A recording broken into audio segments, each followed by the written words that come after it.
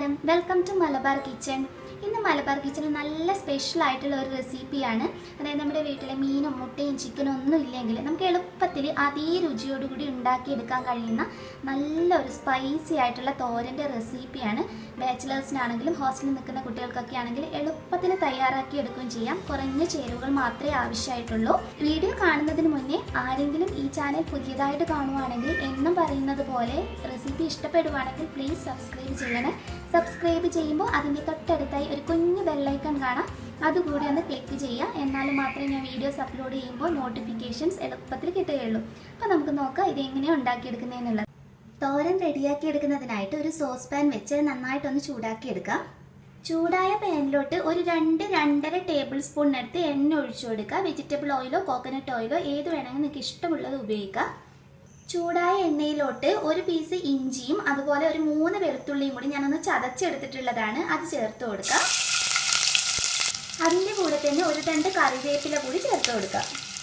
ഇനി ഇത് എണ്ണയിലിട്ട് ഒരു 2 മിനിറ്റ് ഒന്ന് വഴറ്റിയെടുക്കാം. നമുക്ക് വെളുത്തുള്ളി ഇഞ്ചി നന്നായിട്ട് വഴണ്ട് വരുമ്പോൾ അതിനകത്തോട്ടേക്ക് സവാള അരിഞ്ഞത് ചേർത്ത് കൊടുക്കാം. ഞാനിപ്പോൾ 2 മീഡിയം സൈസുള്ള സവാള കുറച്ച് ചെറിയതായിട്ട് മുറിച്ചെടുക്കാൻ നോക്കാം. നല്ല നേരത്തെ രീതിയിൽ മുറിക്കുകയാണെങ്കിൽ നമുക്ക് നന്നായിട്ട് മൊരിയിച്ചെടുക്കാൻ കഴിയും. ആവശ്യത്തിനുള്ള ഉപ്പ് കൂടി ചേർത്ത് കൊടുത്തിട്ട് ഈ സവാളയെ നമുക്ക് നന്നായിട്ടൊന്ന് വഴറ്റിയെടുക്കാം. ശരിക്കും സവാള നന്നായിട്ട് വഴണ്ട് ഒരു കളർ മാറി ഒരു ഗോൾഡൻ യെല്ലോ കളറാകുന്നത് വരെ വേണം നമ്മൾ ഈ റെസിപ്പിക്ക് വേണ്ടിയിട്ട് വഴറ്റിയെടുക്കാൻ. സവാളയൊക്കെ വഴണ്ട് നല്ല പാകമായി കിട്ടിയിട്ടുണ്ട്. ഇനി നമുക്ക് ഫ്ലെയിം ഒന്ന് കുറച്ചിട്ട് പൊടികൾ ഓരോന്നായിട്ട് ചേർത്ത് കൊടുക്കാം. ഒരു 1/2 ടീസ്പൂണിനടുത്ത് മഞ്ഞൾപ്പൊടി ചേർത്തതിന് ശേഷം ഒരു 1-2 മിനിറ്റ് ഇതിൻ്റെ ഒരു പച്ചമണം മാറുന്നത് വരെ നന്നായിട്ട് എണ്ണയിലിട്ടിട്ടൊന്ന് മൂപ്പിച്ചെടുക്കാം. ഇനി ഇതിലോട്ട് ഒരു 2 ടീസ്പൂൺ മുളക് പൊടി ചേർത്ത് കൊടുക്കാം. അപ്പോൾ പിരിയമുളക് പൊടിച്ചതാണ് ഞാൻ ചേർത്ത് കൊടുക്കുന്നത്. കാരണം നമ്മൾ എരിവിന് പച്ചമുളകും അതുപോലെ കുരുമുളക് പൊടി ഉപയോഗിക്കുന്നുണ്ട്. അതുകൊണ്ട് പിരിയമുളക് ഉപയോഗിക്കുന്നതായിരിക്കും ഒരു കളർ കിട്ടാൻ വേണ്ടിയിട്ടാണ് നമ്മൾ ഈ പിരിയമുളക് ഉപയോഗിക്കുന്നത്. ഇനി നന്നായിട്ട് അതൊന്ന് എണ്ണയിലിട്ടിട്ട് മൂപ്പിച്ചെടുക്കാം. ഇതിൻ്റെ കൂടെ ഒരു 1/2 ടീസ്പൂണിനടുത്ത് ഗരം മസാല പൊടി ചേർത്ത് കൊടുക്കാം. 1 ടീസ്പൂണിനടുത്ത് കുരുമുളക് പൊടി നന്നായിട്ടൊന്ന് വഴറ്റിയെടുക്കാം. അപ്പോൾ പൊടികളുടെയൊക്കെ ആ ഒരു പച്ചമണക്ക മാറി റെഡി ആയിട്ടുണ്ട്. ഇനി ഇതിലോട്ട് നമ്മുടെ പ്രധാന ചേരുവയായിട്ടുള്ള ഉരുളക്കിഴങ്ങ് ചേർത്ത് കൊടുക്കാം. ഉരുളക്കിഴങ്ങ് എപ്പോഴും ചെറിയ കഷ്ണങ്ങളായിട്ട് തൊലിയൊക്കെ കളഞ്ഞ് ചെറിയ കഷ്ണങ്ങളായിട്ട് മുറിച്ചെടുക്കാം. കാരണം ഒത്തിരി വലുതായിട്ട് മുറിച്ചെടുത്ത് കഴിഞ്ഞാൽ നമുക്ക് നന്നായിട്ട് മൊരിയിച്ചെടുക്കാൻ കഴിയില്ല. ഇതുപോലെ അങ്ങ് കട്ട് ചെയ്താൽ മതി. അപ്പോൾ ഞാനിവിടെ എടുത്തിരിക്കുന്നത് 3 ഉരുളക്കിഴങ്ങാണ് കേട്ടോ. സവാള 2 എണ്ണവും ഉരുളക്കിഴങ്ങ് 3 എണ്ണമാണ് ഉപയോഗിച്ചിട്ടുള്ളത്, മീഡിയം സൈസ് ആയിട്ടുള്ളത്.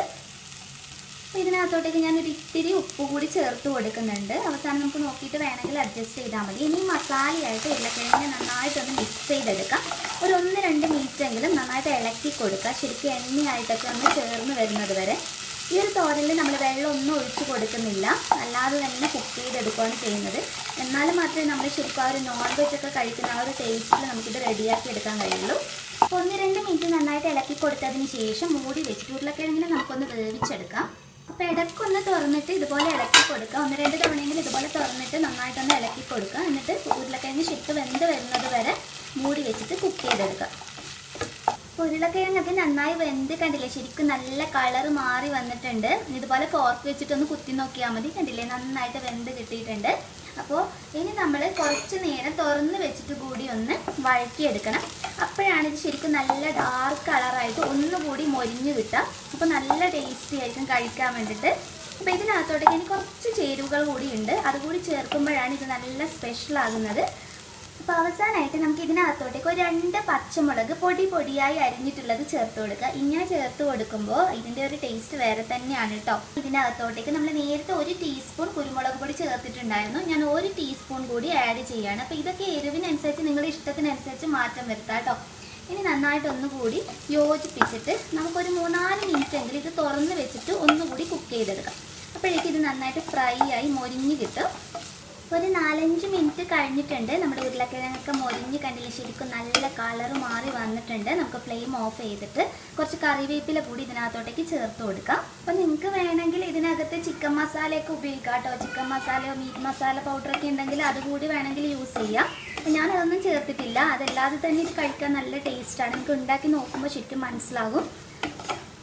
നമ്മുടെ ഉരുളക്കിഴങ്ങ് മൊരിച്ചത് ഇവിടെ റെഡി ആയിട്ടുണ്ട്. എല്ലാവരും തീർച്ചയായും ഉണ്ടാക്കി നോക്കുക. ചോറിൻ്റെ കൂടെ കഴിക്കാൻ വളരെ ടേസ്റ്റി ആയിട്ടുള്ള ഒരു തോരനാണ്. അപ്പോൾ ഉണ്ടാക്കി നോക്കിയാൽ മാത്രം പോരാ, അഭിപ്രായം പറയാൻ മറക്കരുത്. നെക്സ്റ്റ് വീഡിയോയിൽ ഇനി നല്ലൊരു ഡിഷായി കാണാം. അതുവരെ ടേക്ക് കെയർ, ബൈ ബൈ.